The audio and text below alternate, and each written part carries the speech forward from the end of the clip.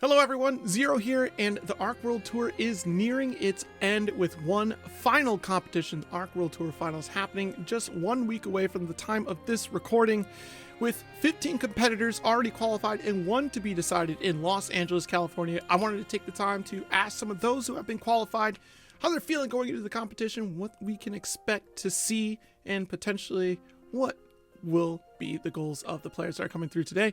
Joining me is Paragon's own Kojicoco. How are you doing today, man? Hello. We're doing good. You? I'm doing absolutely excellent here. It's been a long week of study and prep, and also just like really looking back at a lot of the footage here and history of players that have been showing up. So I'm sure I was preaching to the choir here as much practice that you've been getting in. Looking at like your travel history, you are like one of the most traveled competitors here that have been qualified for Arc World Tour. You know that? Yeah, I would believe that. Yeah. Yeah. I mean, I would hope so. Yeah. I can understand that sentiment as well. So before we get into like the full questioning, like right, I always like to ask the players that have been coming in, like, how have you been preparing leading into this Arc World Tour? I've been trying to, play the game, practice a good amount. Especially because I've been trying like different things, like different buttons, different characters, just figuring things out, how to optimize and stuff. They're just usually just double stuff. I look at like player replays. I watch streams when I can of people that are like confirmed for the tour and stuff. I'll talk with people like the other players I know in a name and stuff. Of course, like it's a new patch, right? So have you been exploring like any of the new characters, like Sandolphin's outright, or are you still feeling like you're going to be sticking with the you last actually qualified with Belial right at UFA, but now it seems like you're leaning more towards Beatrix. Is that kind of the play for you going into Arc World Tour Finals, or are you thinking shaking things up once more? Probably Beatrix. I think she's one of the safest pick, and two, she's a very, very, very good position in the meta. The only like foreseeable character where she might run into issues are like Grimnir or Percival, at least within the tour. I've tried Sandolphin, but he's like one, it's going to be hard to find enough time leading up to finals to practice a new character, and two, I don't think he's like I think there is like value in having less time to prepare against the character, but Sandolphin doesn't do anything like particularly special or weird. Like a lot of the things he does are normal, not like specific things that you need to have counterplay against. I think he's decently strong. I might like investigate into him a little bit more following like after the tour stuff, but for now I just Beatrix.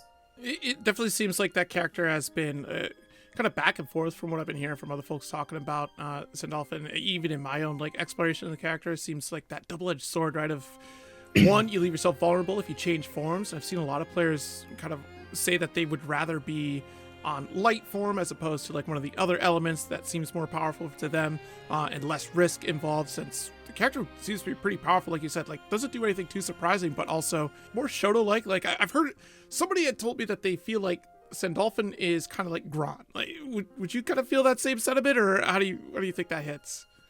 Gran, he's similar in a lot of aspects, but I think like if you try to play Sandolphin without like utilizing the elements, he's effectively worse than Gran. I think what like the things that he's strong at is he's going to take increased damage when you pop an element, but I think the point is that you get access to it under a control situation where it's like, okay, you use the lariat and then you make yourself plus, and this is pretty strong because one, like if someone reacts to the follow-up and guard cancels, then it's not a counter hit. It's not particularly bad situation, and he pops the element. But it's something I think you have to use on the character, right? Yeah. I can't imagine like omitting an entire toolkit for a character like that. Seems like you're holding yourself back a little bit if you don't do that, so I can completely understand. So I guess in that vein, right, 2.0 has hit recently. How are you feeling about that patch leading into Arc World Tour? Do you think it seems like it's all relatively the same outside of like a few exceptions. Like some of those larger characters definitely got hit a little bit there, but for the most part, it seems like we're playing the same game. What's your opinion on it? For the most part, yes.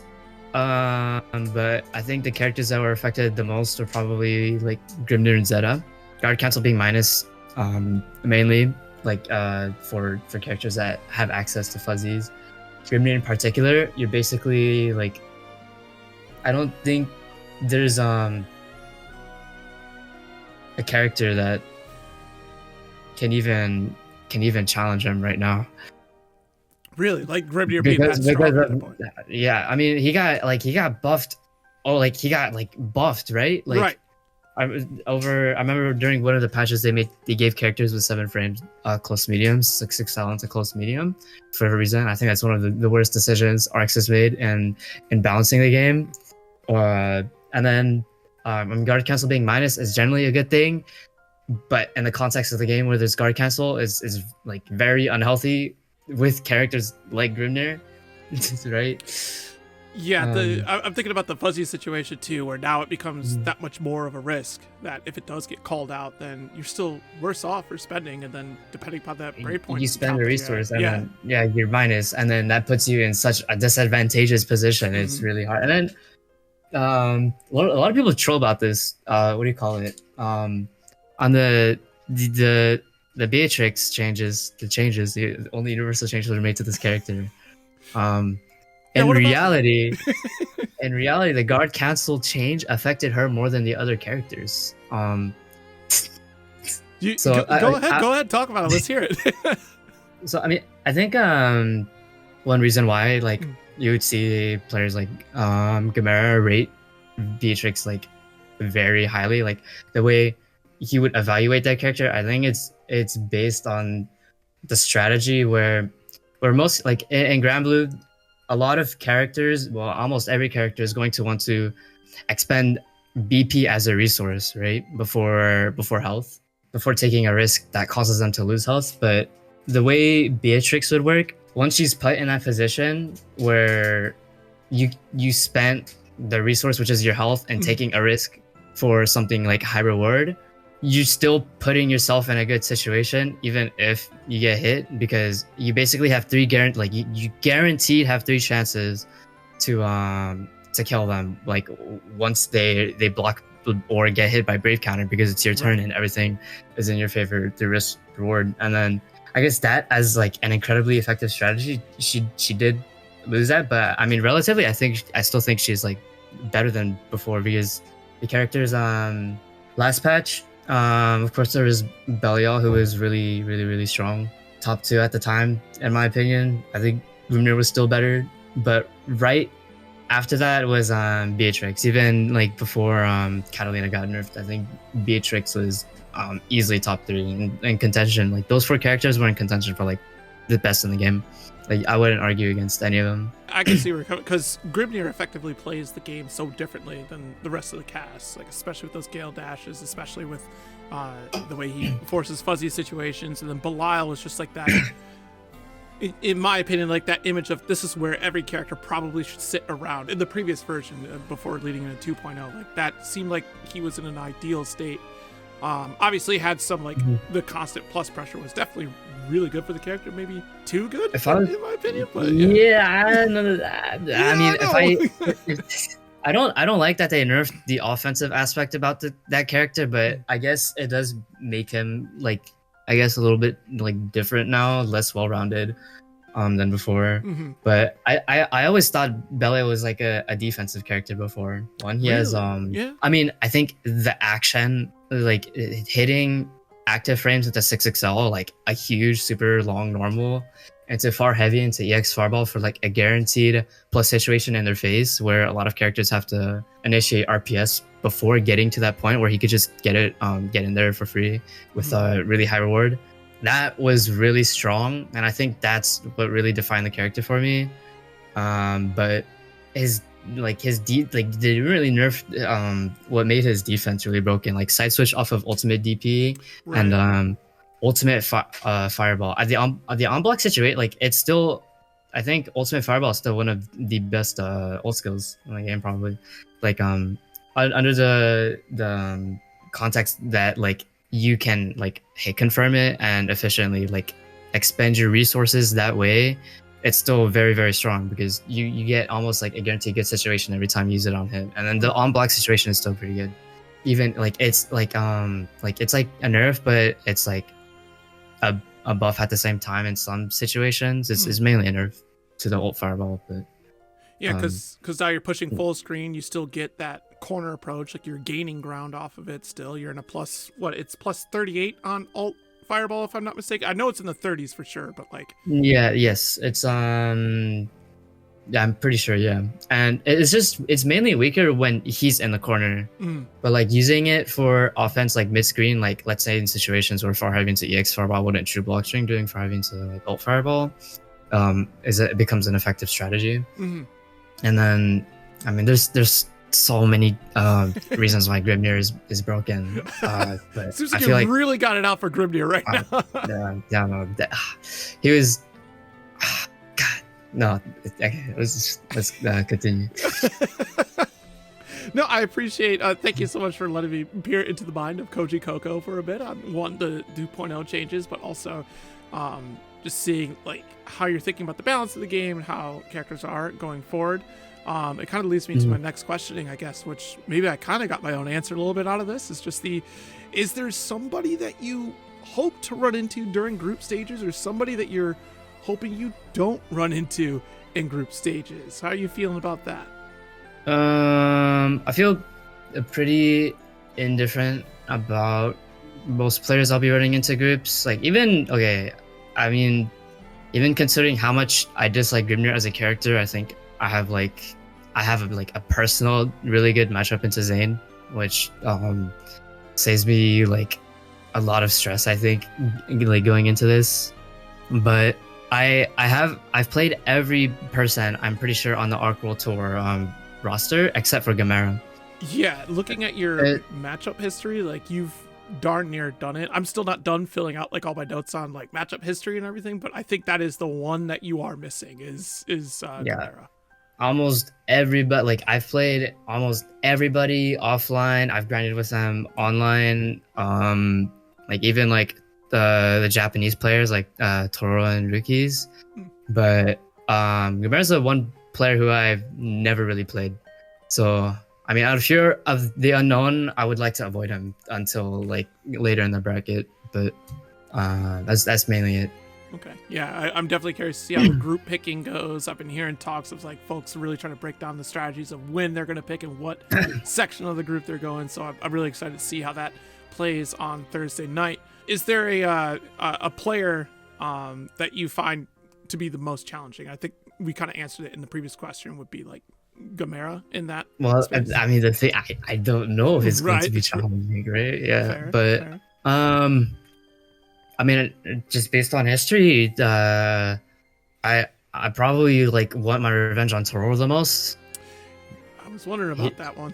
Yeah, I mean, he beat me in Korea. He beat me in at Evo.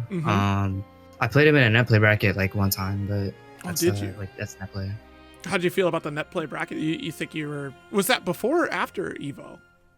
Oh, it was long before. It was like right after Super Tournament. Okay. Okay. No, I used Beatrix in that one, and then I mean it was literally the day before she got nerfed, and then I'm like I just want to run Beatrix into this bracket and get people mad at me, and then I got a signature from a pretty famous VA for winning the thing. Oh, nice! That's awesome. That's a good little trip out there. Well, online trip to run through. With all the preparation work that you've been doing, learning about the players that you're going to be running into and really kind of strategizing how Arc World Tour looks, are there any surprises that you've been working on? Or like you said, you feel pretty comfortable with Beatrix right now. Is there anything that you're hoping to showcase this upcoming weekend, or anything we should keep an eye out for? I think just like normal game strategies, I can like see who I'm going to play against and then think like I'll probably do this, right? I'm not gonna like say anything like super specific, but just like like I'm thinking about what I'm about it. Like I'm going to do to someone when I play them. Okay. Will we know when you do it? Like, are you gonna give us a sign, like some sort of? Give us I a thumbs mean, up after. I mean, when I hit someone, that might just be the free hit I'm thinking about. Okay. So, All right. Arc World Tour is again just another week away, so I do appreciate you again really diving into this 2.0 patch. I think it's going to be interesting, despite not so much changing yet. As you've pointed out here, the universal changes also impact so much more than maybe we see at first blush here. So I'm curious to see how that plays throughout the tournament. Before we go, is there anything you want to leave for the people? Nothing in particular. I would appreciate if Arxis stopped nerfing my characters in bad ways, but like that's it. Hey, the world's your oyster. You can ask for it. Who knows if you get it? It's you have to put it out there, otherwise they won't know. I just wish to be surrounded by good design choices. That's it.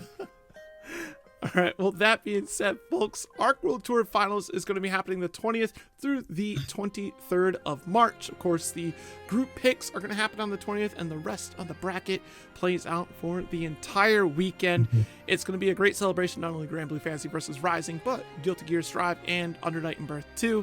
Be sure to tune in throughout that entire weekend. And Kojicoco, where can folks find you wherever you're making content or just hanging out there in the social space? I think just keeping up with my Twitter, I think it's at like Kojicoco, Koujicco.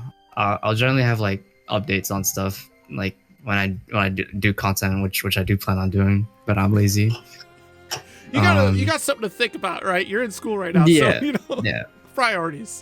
All right. Well, thank you very much, and of course, everyone that tuned in, thank you so very much.